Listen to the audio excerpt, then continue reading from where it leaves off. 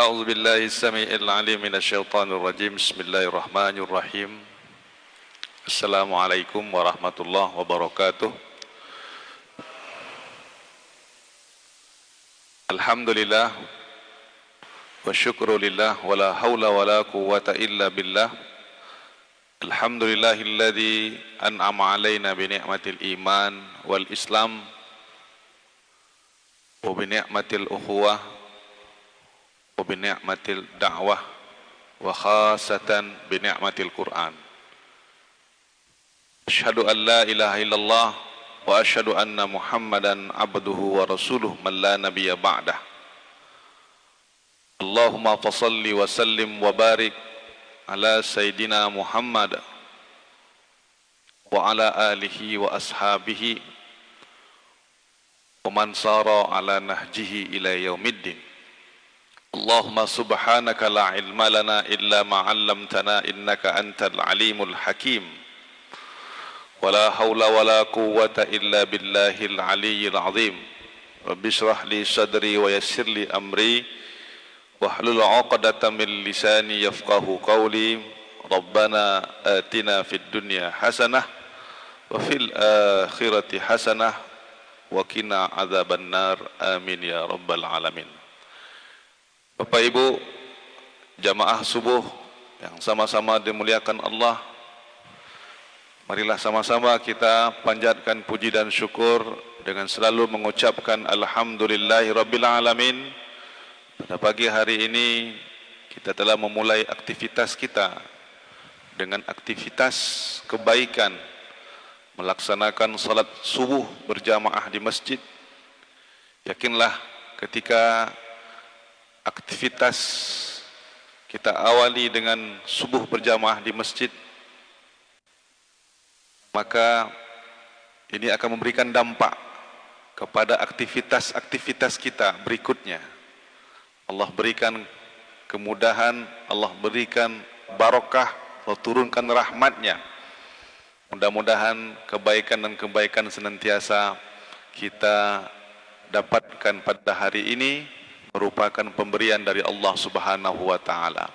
Salawat dan salam semoga selalu tercurahkan buat junjungan alam Nabi besar Muhammad sallallahu alaihi wasallam dengan senantiasa mengucapkan Allahumma salli ala sayidina Muhammad wa ala ali sayidina Muhammad.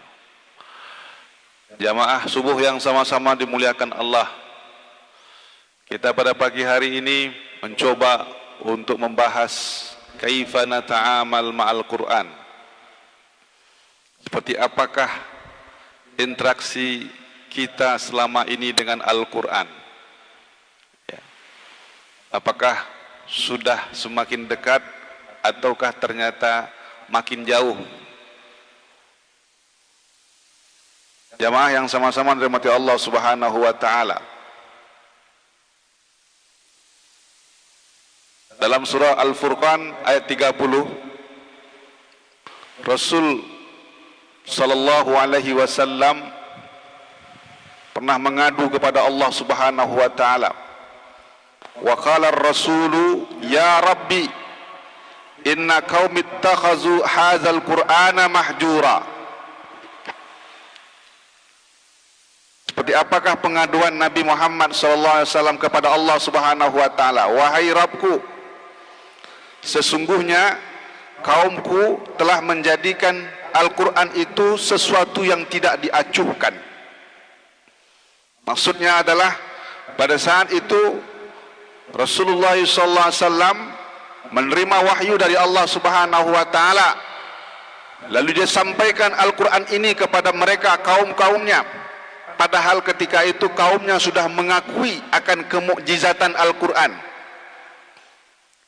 Susunan katanya tidak ada tandingannya di dalam bahasa Arab. Gak ada satupun manusia pada waktu itu yang mampu menandingi ketinggian sastra Arab yang ada dalam bahasa ataupun ayat-ayat Al-Quran. Diakui. Tapi giliran ketika diajak orang-orang Arab ketika itu, khususan penduduk Mekah, untuk mengikuti Nabi Muhammad sallallahu alaihi wasallam dengan ajaran yang terdapat dalam Al-Quran, ternyata kebanyakan di antara mereka mengabaikannya. Itu dulu. Sekarang bagaimana? Itu dulu. Itu adalah orang-orang kafir yang tidak beriman kepada Nabi, yang tidak beriman kepada Allah Subhanahu wa taala dan juga kepada Nabi Muhammad sallallahu alaihi wasallam. Dulu diajak masuk ke dalam Islam dengan ajaran yang terdapat dalam Al-Qur'an. Ternyata mereka mengabaikannya. Sekarang bagaimana? Sekarang juga umat Islam tidak mau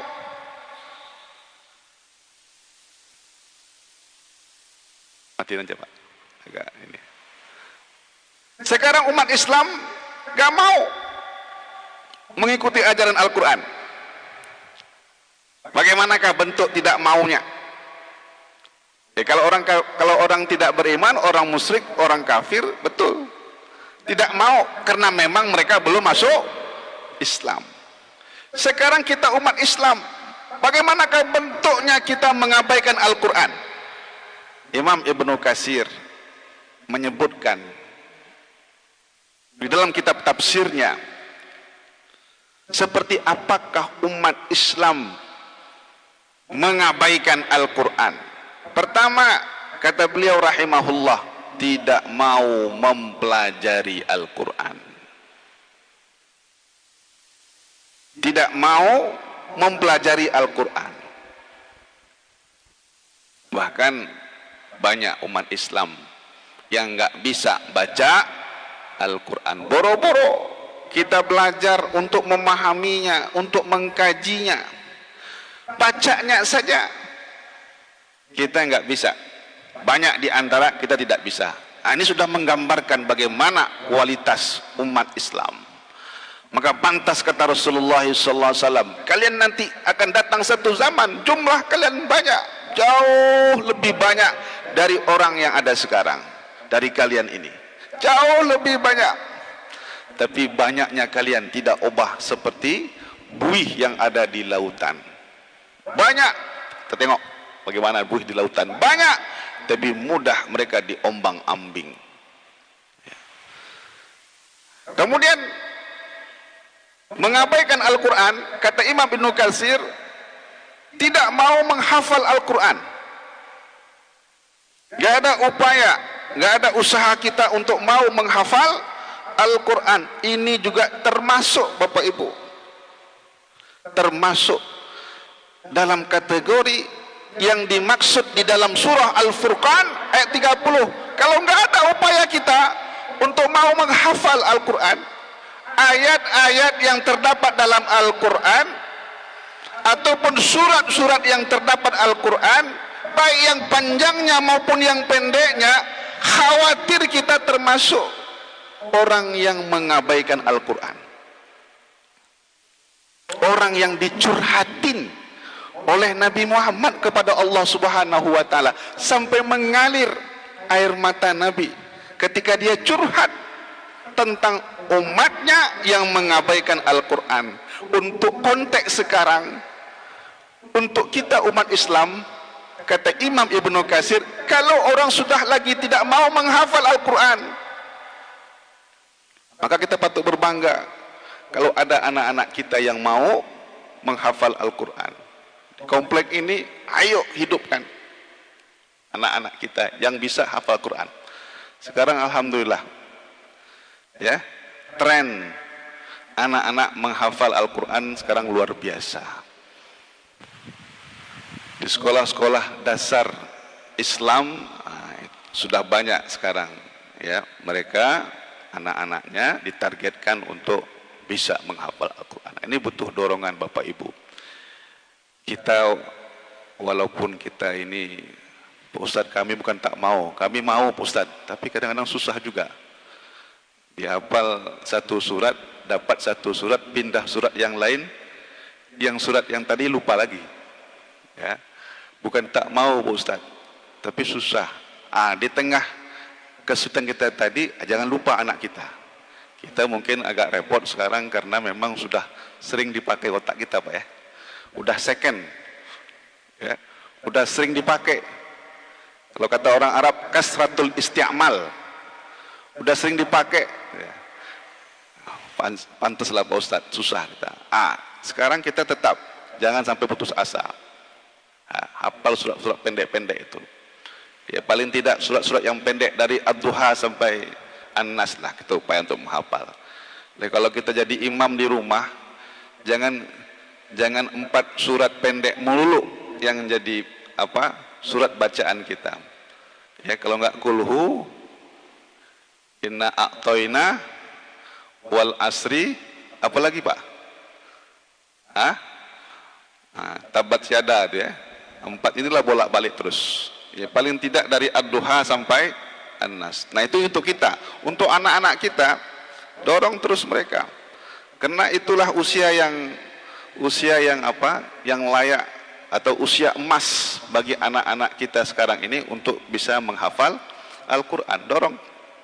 Nah sekarang sekolah-sekolah Islam sekarang ada yang mentargetkan bisa 2 juz hafal.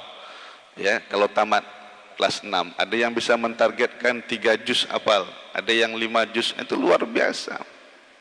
Kenapa?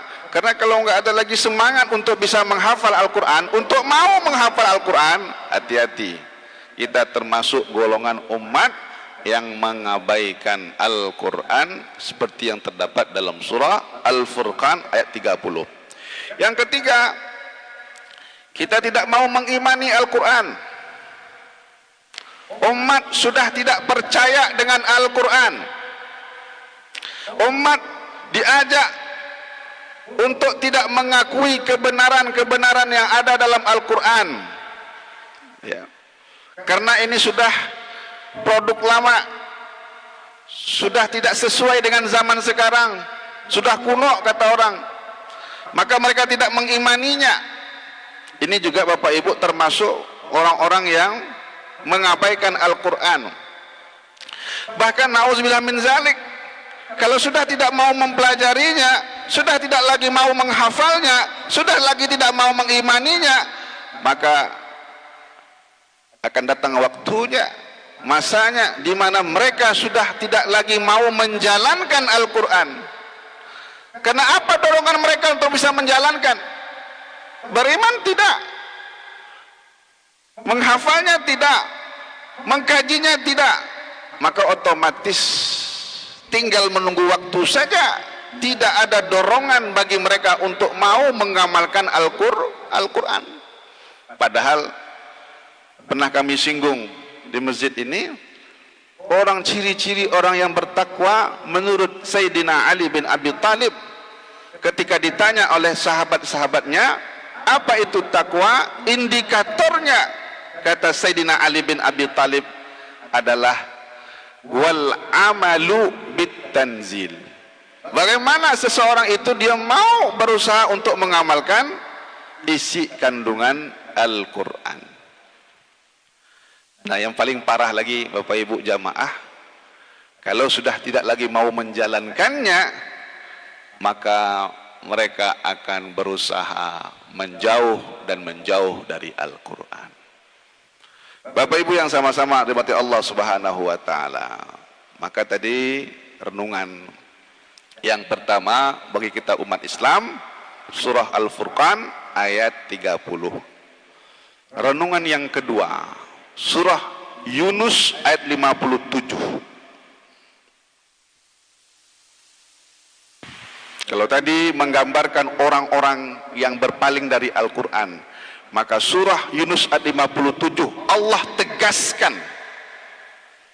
orang-orang yang dekat dengan Al-Quran, yang mau senantiasa menghafal Al-Quran, yang mau senantiasa mengamalkan Al-Quran, maka mereka mendapatkan ya ayyuhan nasu qad ja'atkum mau'izatun mir rabbikum wa shifaa'un lima fis suduri wa hudaw wa rahmatun lil mu'minin.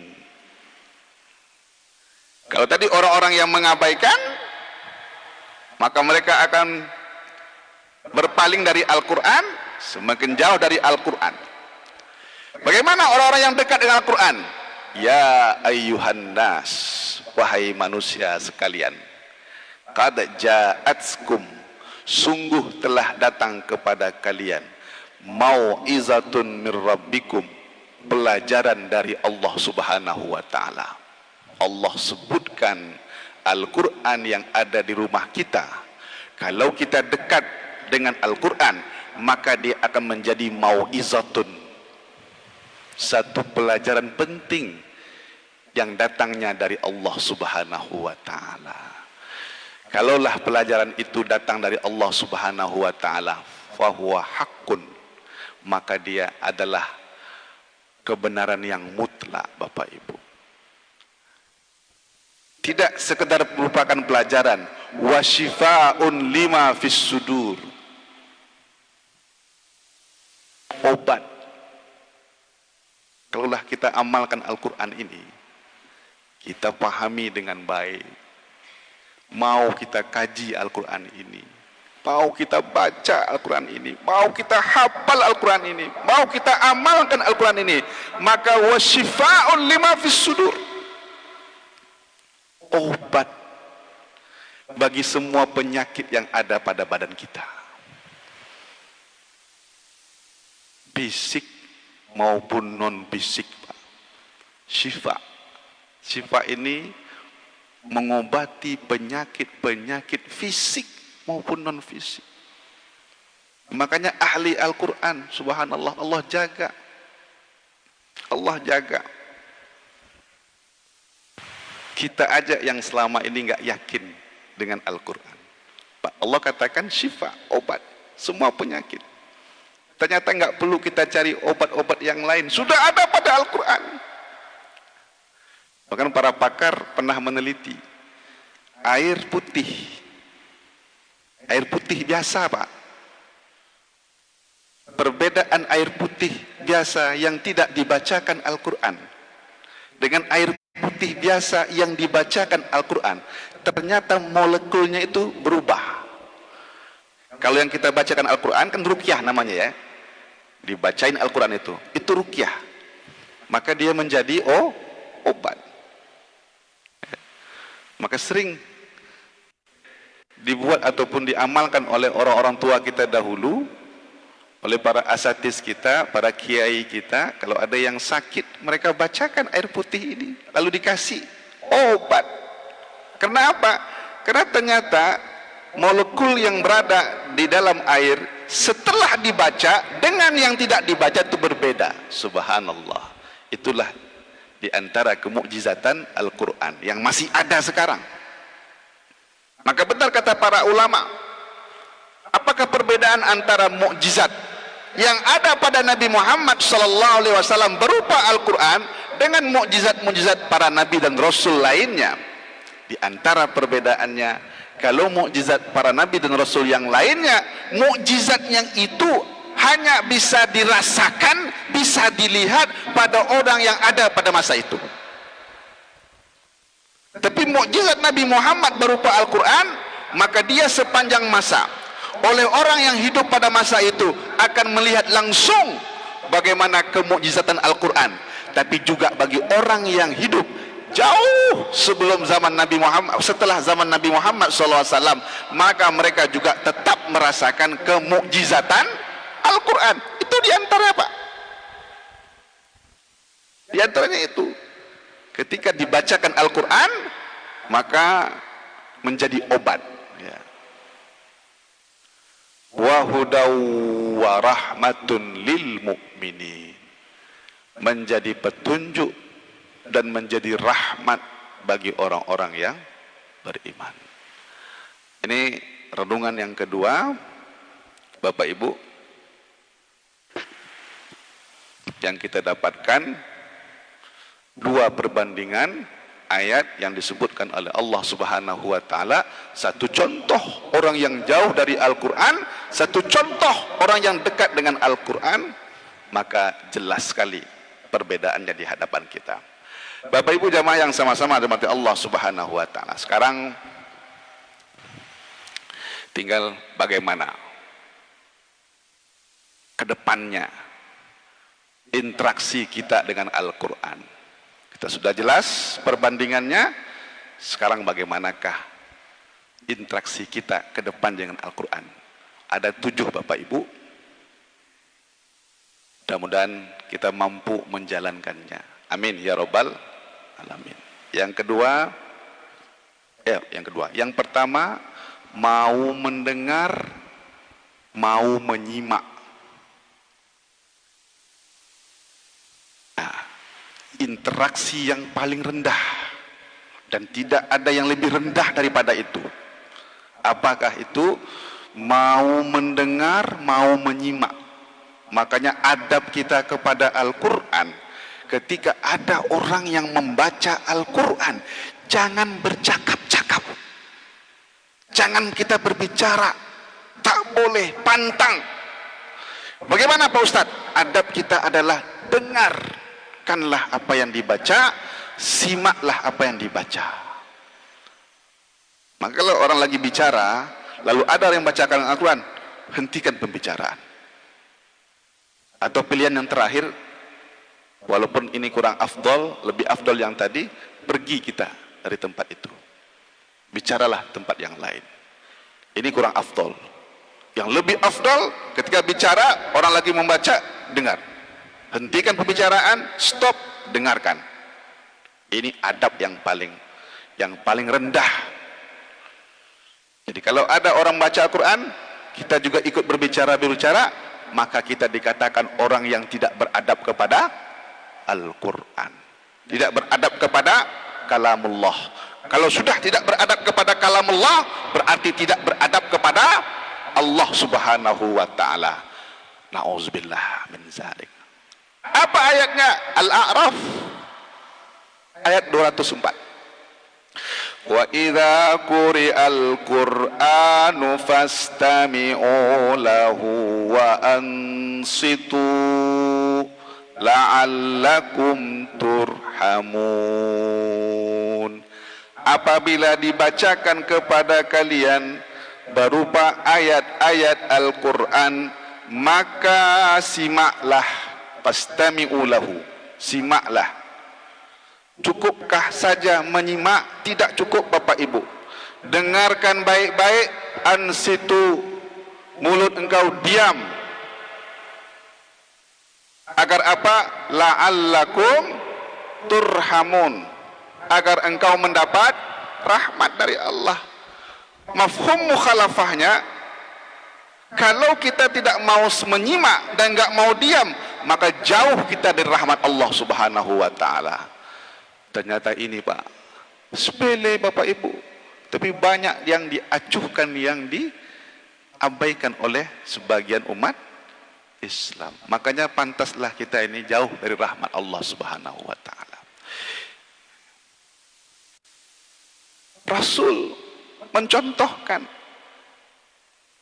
kalau sahabat membacakan Al-Quran, dia diam dan dia dengarkan baik-baik. Bahkan Rasulullah itu minta sahabat, padahal dia hafal Al-Quran. Rasulullah adalah Al-Quran yang berjalan, hafal Al-Quran.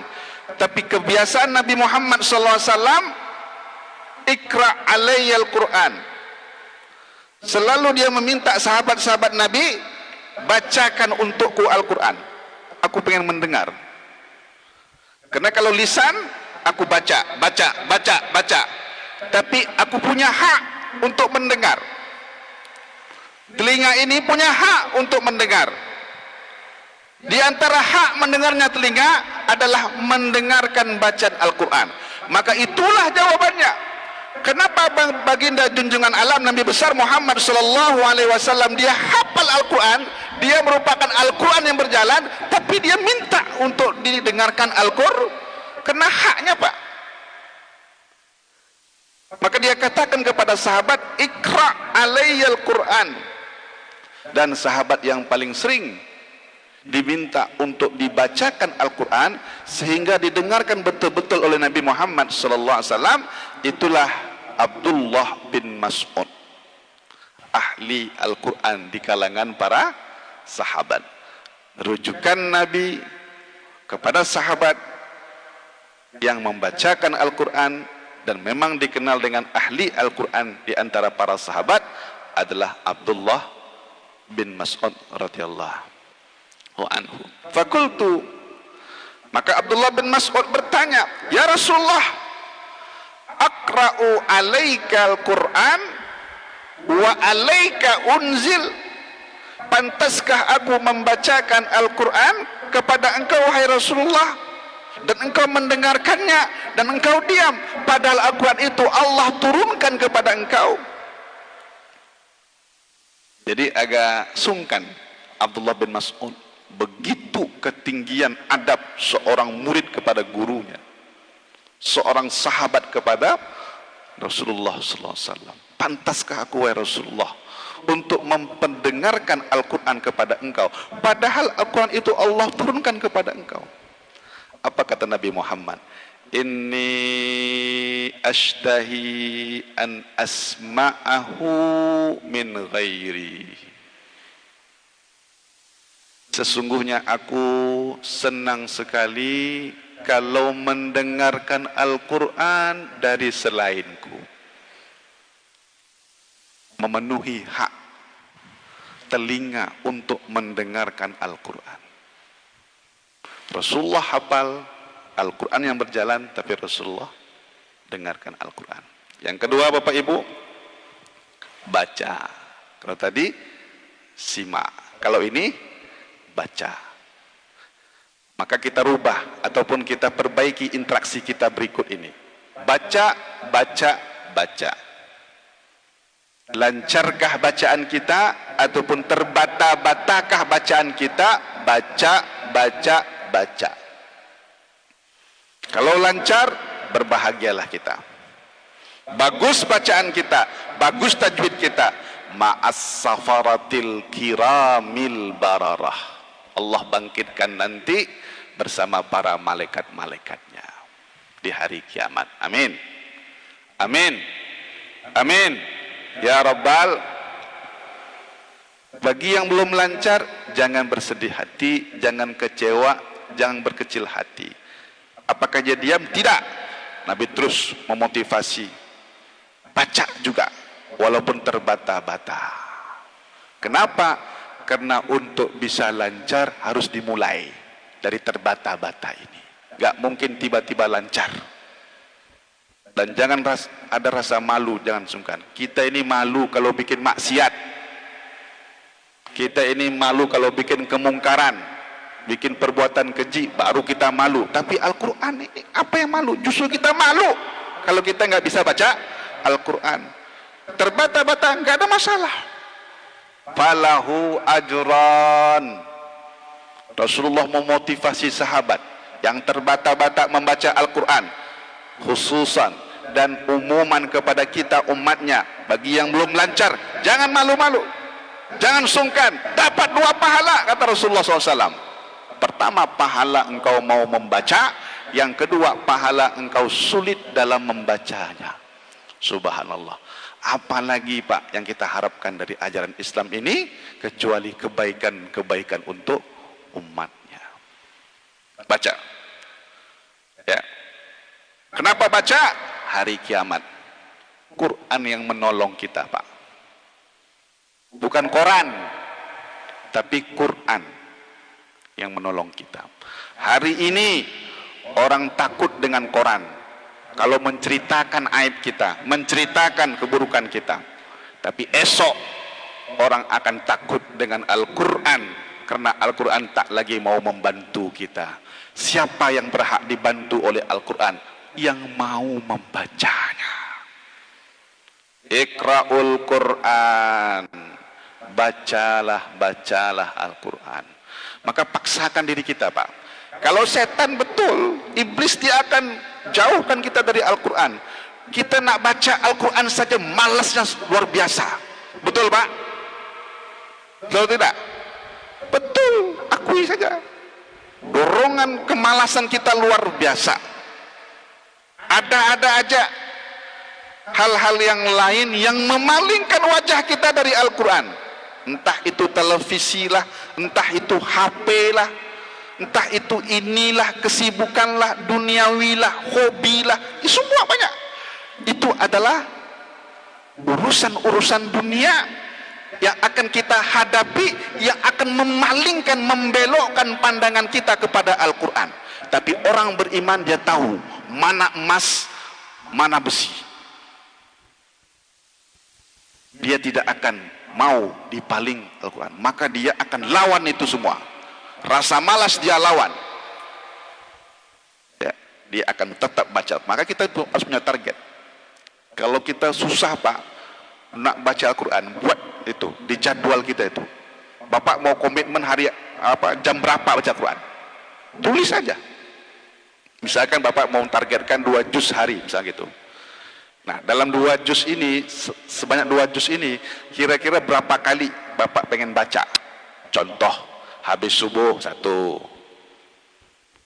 habis sholat zuhur agak 10 menit misalkan, habis asar 10 menit, habis maghrib agak lama dikit, karena agak panjang. Nah, inilah kalkulasi dapat 2 juz. Kalau nggak digituin Pak, nggak bakalan. Kalau nggak dipaksa, nggak bakalan. Itu bagi yang kita mau memulai. Kalau sudah mau memulai, terbiasa, insya Allah. Dah terbiasa, nggak butuh itu lagi, akan otomatis. Nah, maka baca. Fa innal Qur'an ya'ti yaumal qiyamah syafi'an. Dia akan datang pada hari kiamat menjadi syafaat. Ini pesan Nabi Pak. Ya.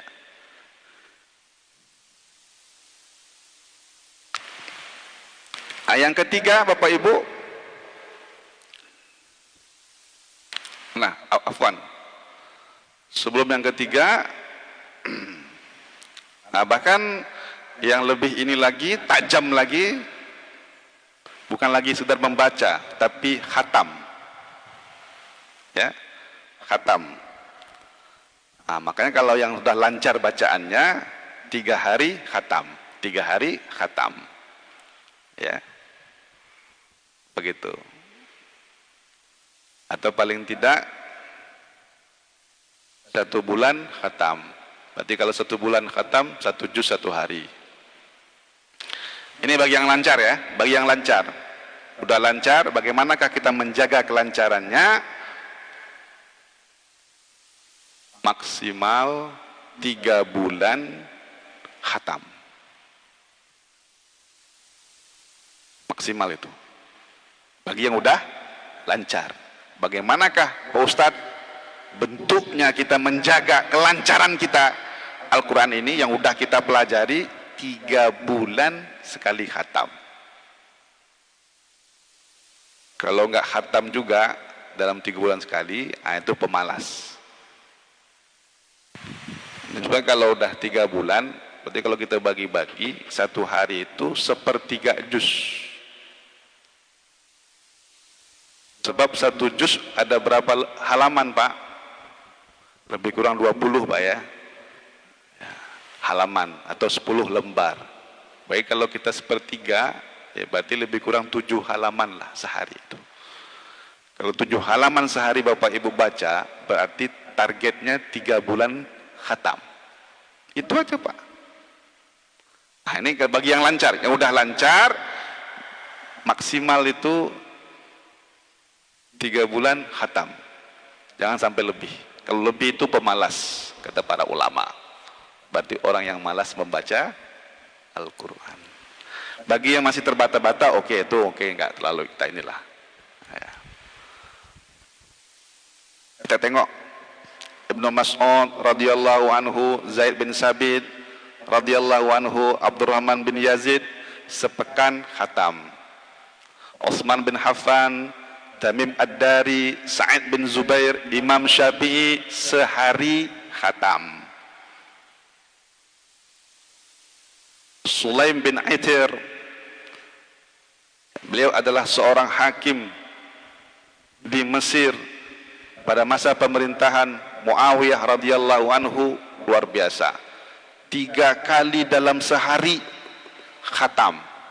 3 kali dalam sehari khatam. Berarti tak tidur-tidur deh Pak. Dia mampu untuk bisa menghatam 3 kali dalam sehari. Allahu Akbar.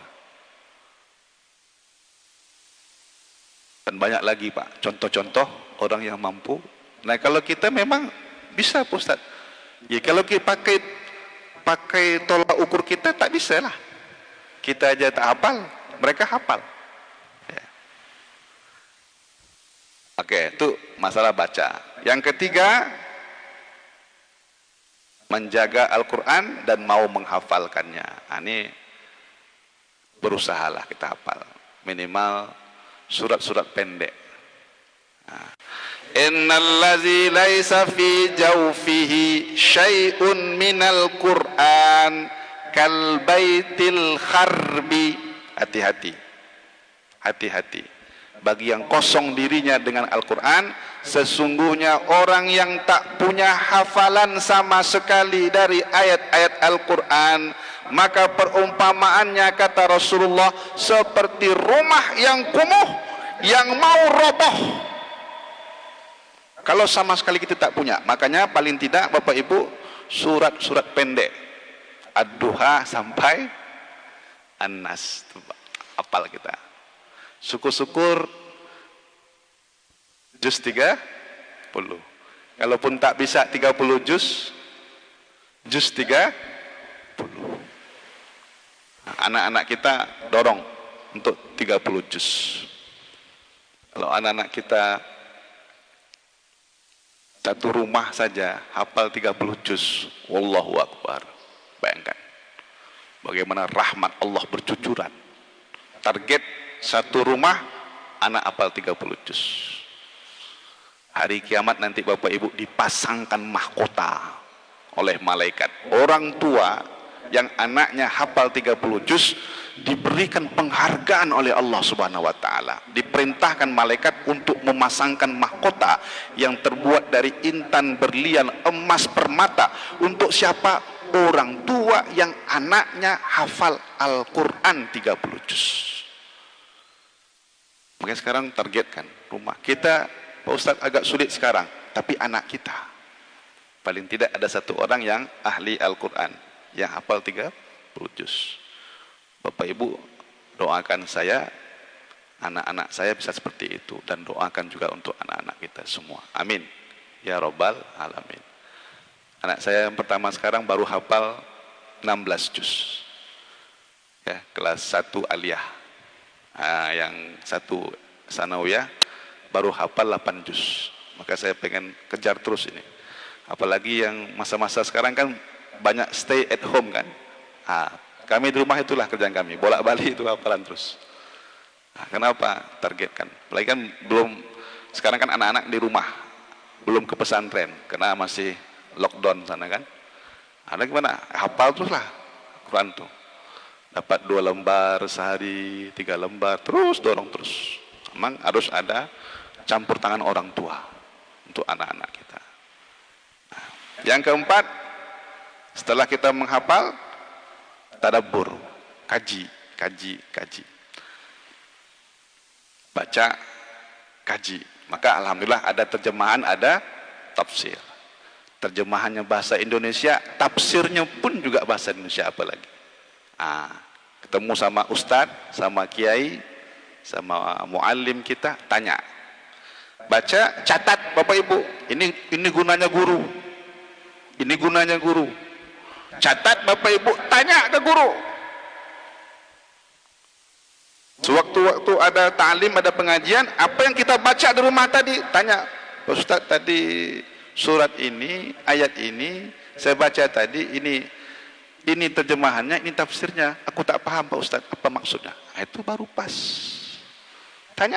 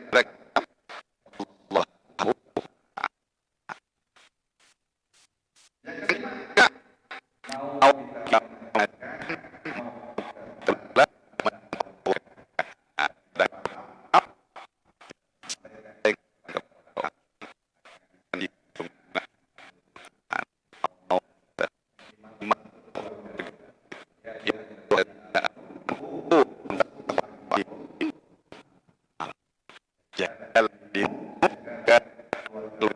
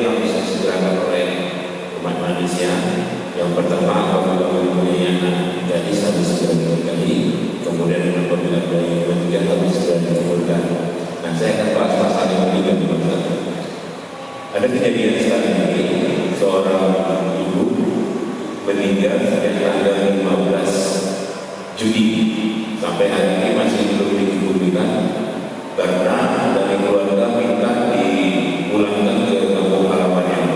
Sementara untuk biaya kampung halaman itu mahal sekali, Pak, 20 juta, dan sekarang masih terkumpul uang 8 juta.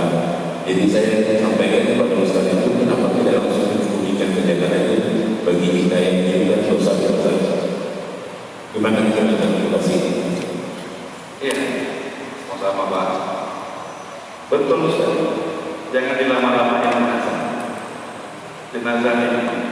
Kalau kita dengar belum ngomongan jenazah, kalau Allah mendengarkan ketika dia meninggal dan belum dikuburkan, apakah ada jenazah? Aslimuni. Segerakanlah aku dibawa ke tempatku. Segerakanlah aku dibawa ke tempat. Cuman kita tak ada mendengarnya. Sama juga mayat yang diazab dalam kubur. Kalau sempat kita mendengarnya, Pak, mungkin tak makan kita, Pak. Ketakutan kita, Pak. Ya. Tak, jin dan manusia tidak bisa mendengar. Kenapa? Karena mereka adalah makhluk mukallaf yang memang diuji oleh Allah dengan kehidupan dunia. Tapi kalau hewan-hewan dengar semua itu. Nah, sama juga itu. Cepat, jangan lama-lama, kecuali dalam batas-batas tertentu, mungkin terkejarlah atau apa. Kalau sampai 5 hari, ya Allah. Tapi lagi-lagi ini keputusan daripada ahlul waris. Nasihatilah al waris itu.